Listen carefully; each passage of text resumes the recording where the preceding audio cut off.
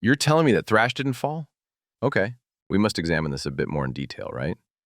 So, let's see, for example, what happened, let's say, from 1994 to 2003. We will start with the big four. First, Metallica, Megadeth, and Anthrax. They were making records like Risk, Reload, and Stomp 442. How much thrash was in these records? A 5% maybe? Yes, we still had Slayer, but they released a covers record of hardcore punk songs and then a proper LP which had clear elements of groove or even nu metal. At least they did the very good God Hates Us All in 2001. You want to know how many bands I mentioned on the first video disbanded? Just read the names.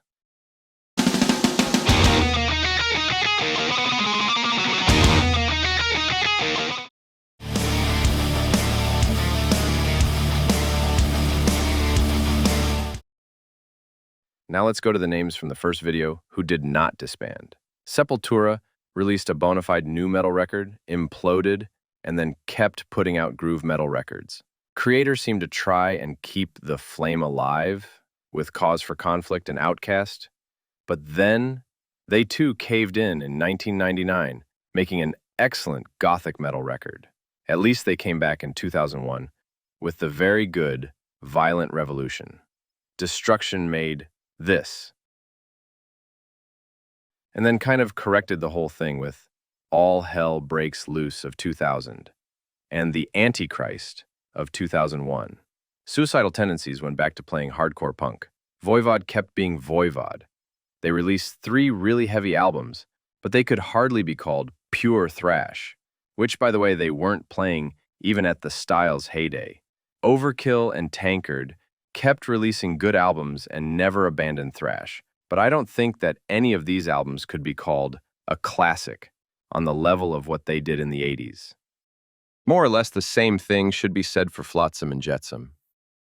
Nuclear Assault never officially disbanded, but did not release an album from 1993 to 2005. Sacred Reich made one album in 1996 and then the next one in 2019.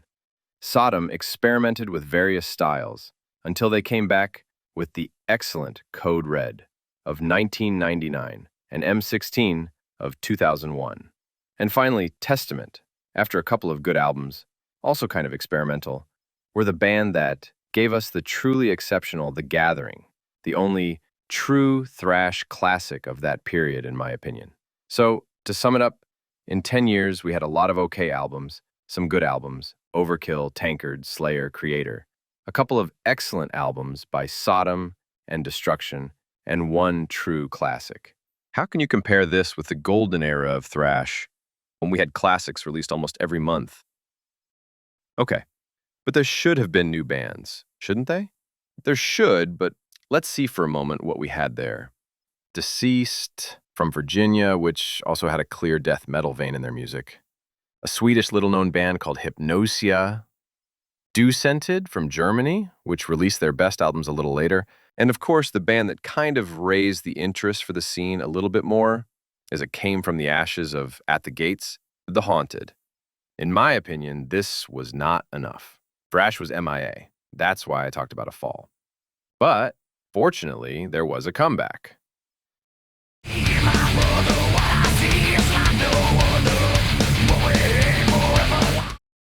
After the difficulties during the 90s, classic heavy metal started its big comeback around 1998 to 2000. First, with the triumphant return of the original Black Sabbath lineup as a part of Ozfest, and then the return of Bruce Dickinson and Adrian Smith to Iron Maiden, which was followed by their excellent and fully successful Brave New World album and tour. Another big return, that of Rob Halford and Judas Priest, will happen in July of 2003, further showcasing how the tides had turned for the genre.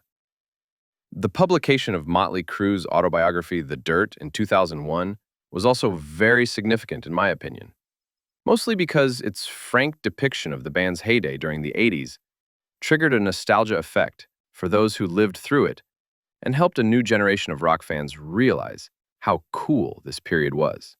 As for Thrash, there were two events, in my opinion, that kick-started the comeback process.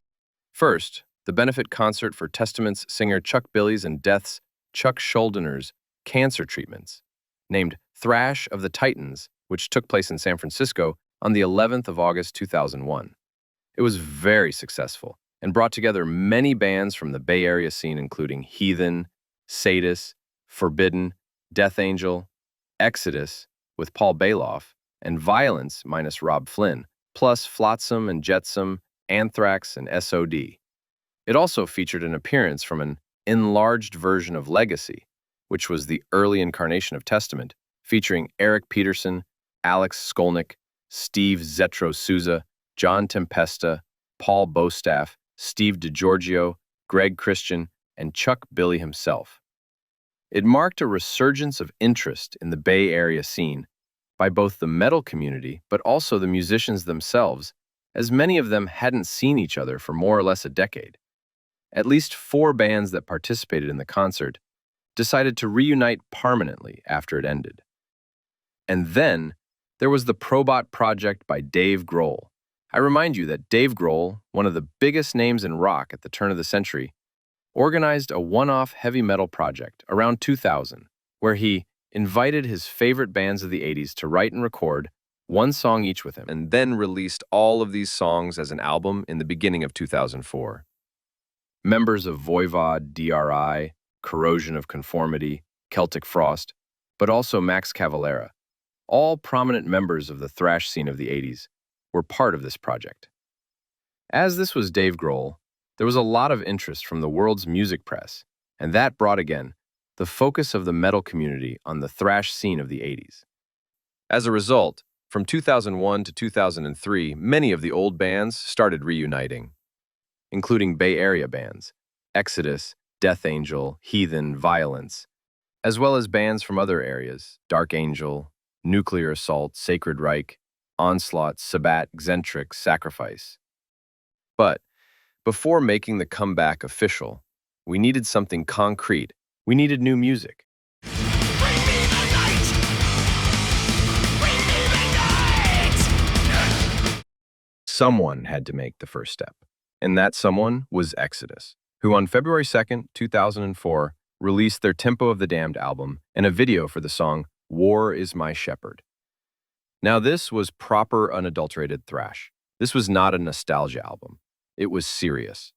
The Bay Area band will repeat the feat next year with the release of another quality album, Shovel-Headed Kill Machine, in October 2005.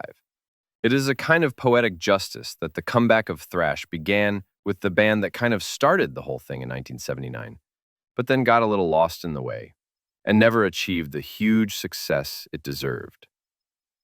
Also in 2004, 2 other Californian bands released their comeback albums. In April, we had Death Angel with The Art of Dying, also an excellent, true thrash album. And in May, the underrated, often overlooked Hyrex with The New Age of Terror. In the second half of the decade, more and more members of the old guard of thrash will release albums of a very good level, launch world tours, and participate in big festivals, bringing the original sound of thrash to a new generation of fans who had never seen them perform. These albums were led, in my opinion, by Testament's excellent The Formation of Damnation of 2008 and Overkill's superb Ironbound of 2010. We also had in chronological order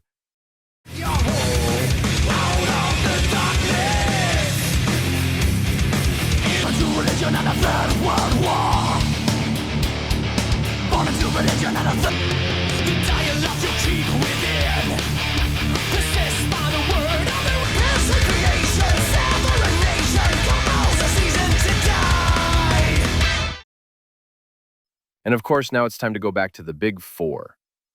Anthrax were the first to move with the release of The Greater of Two Evils in 2004, and then the return of original singer Joey Belladonna. Megadeth kept continuously changing members, but slowly returned to thrash with United Abominations of 2007 and the even better Endgame of 2009. Slayer kept doing what they do best, with Christ Illusion of 2006 and World Painted Blood in 2009. And finally, we had Metallica, who decided to stop the weirdness and returned to their 1988 days with Death Magnetic of 2008. No matter what anyone thinks about the sound of the album, it was the first time in 20 years that the band released something where the term thrash metal is used first to describe its content. The crowning moment of thrash metal's triumphant comeback to the metal scene happened in 2010, when for the first and probably only time in history, the Big Four were on the same bill as part of the Sonosphere Festival European Tour. Just think that the DVD of their performances, released also in 2010, certified platinum in 4 countries, including the United States. It was the first time in their history that Slayer had anything under their name certify on that level. Thrash was officially back. In the years after 2010, the scene continued to be present, but also had to adapt to the new reality of the music business, a reality where the physical product was replaced by streaming services, making touring the main source of income for musical artists. Despite this, bands like Megadeth, Overkill, Testament, Exodus, Sodom, Creator, Flotsam and Jetsam, Onslaught, Tanker, Destruction kept releasing new music. Of course, many other bands stuck to just touring. Highlights of the period, in my opinion, include the return of Possessed with 2019's Revelations of Oblivion, the reworking and re-recording of Sepultura's first EP and 2 albums by the Cavalera brothers, and the surprising re-recording of the first demo by Northern Californian band Mr. Bungle, featuring Mike Patton and thrash royalty like Scott Ian and Dave Lombardo. The sound is pure thrash and has little to do with what the band released in the 1990s. As far as the old guard goes, this is more than enough for me. Now, let's see what the Young Guns did.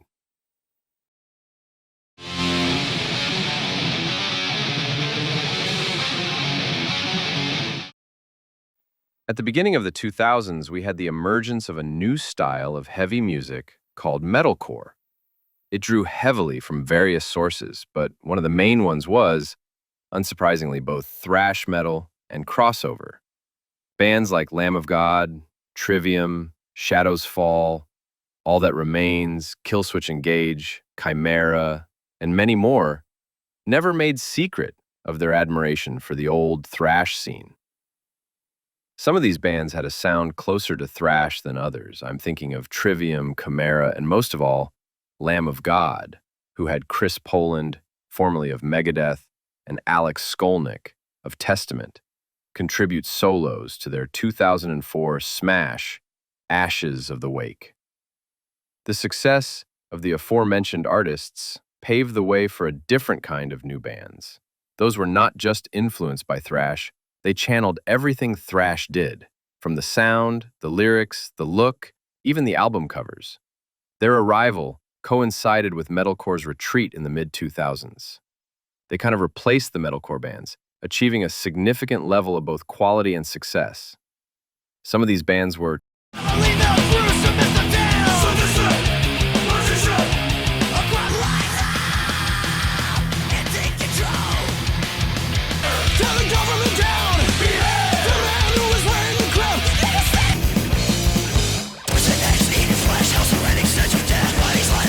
and many, many others. The creation, appearance on the scene, and first release for all these bands happened in such a synchronized way that they had their own umbrella term to describe them: the new wave of old-school thrash metal. Out of this scene came 2 bands that clearly stood out and were considered as the big hopes of thrash metal, or to be honest, of any type of metal, for the future. Vector were founded in 2002 in Tempe, Arizona. They released 3 albums of very high quality in 2009, 2011, and 2016. Their style was a type of technical thrash metal, heavily themed around scientific, philosophical, futuristic, and astronomical topics, very reminiscent of Voivod. Just look at the album covers. They got rave reviews by the global metal press, toured all over the world, and played in various festivals. Sadly, the band imploded in 2016, and any plans for a comeback and a 4th album are seriously hampered by the abuse allegations against bandleader and chief songwriter David DeSanto. Power Trip is a crossover thrash band from Dallas, Texas. They released two albums in 2013 and 2017, which were hailed as classics by the global metal press. Their career culminated with the release of the anthemic modern thrash hymn Executioner's Tax, Swing of the Axe, which landed them a Grammy nomination. The tragic death of their frontman, Riley Gale, put a stop to their ascent, and the band went into hiatus. They returned to active status in 2023 with a different singer, and now we are all waiting for their third album, although Gale will be very hard to replace. As for the rest of the scene, in the 2010s and 2020s, it kept giving us new names with a sound that sometimes crossed over other similar extreme metal genres. We have, for example, the Blackened scene, with a flurry of new bands, which combine the early speed thrash metal, circa 1984-85, with black metal vocals. I'm talking about bands like Hellripper from Scotland, Cruel Force from Germany, Butcher from Belgium, Necromantheon, Deathhammer, and Inculter from Norway, as well as Bewitcher and Wraith from the United States.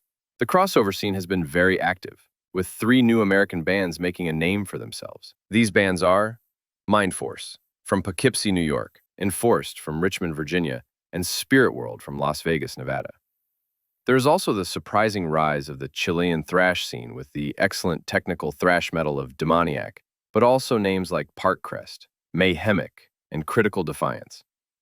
Finally, in one of the unlikeliest releases of the last 10 years, the Australians King Gizzard and the Lizard Wizard, one of the hottest names of rock music on a global scale. Workaholics that have released 20 albums in the last 10 years. Critics and fan darlings and psychedelic, jazzy, garage, progressive warriors put out a pure thrash album in 2019 as well as a progressive thrash album in 2023. They are both excellent and, in the fan review site Rate Your Music, have the highest rating out of all the 28 albums they have released in their careers. Band leader Stu McKenzie has said that it took them some time to release an album of this style because they felt that they were not technically adequate to play this type of music. Like the fluid, get into a petrol cycle. So, as you've seen one way or another, thrash is still here, being an integral part of the global heavy metal firmament. The music of the old days has found its way to millions of young fans who are ready to take the baton from us old-timers. Because, as it seems, this music is going to be around for many, many years to come.